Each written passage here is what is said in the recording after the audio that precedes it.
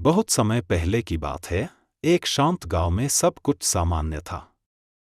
पर एक दिन एक विशालकाय कुत्ता गांव में आ पहुंचा।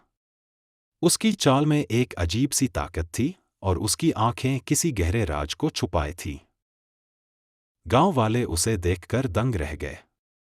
वह इतना मजबूत और निडर लगता था कि किसी ने फुसफुसाया, यह तो लोहे का बना है। देखते ही देखते सब उसे आयरन मैन बुलाने लगे।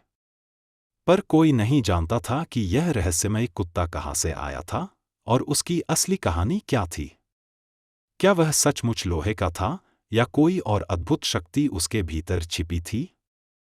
यह राज आज भी अनसुलझा है।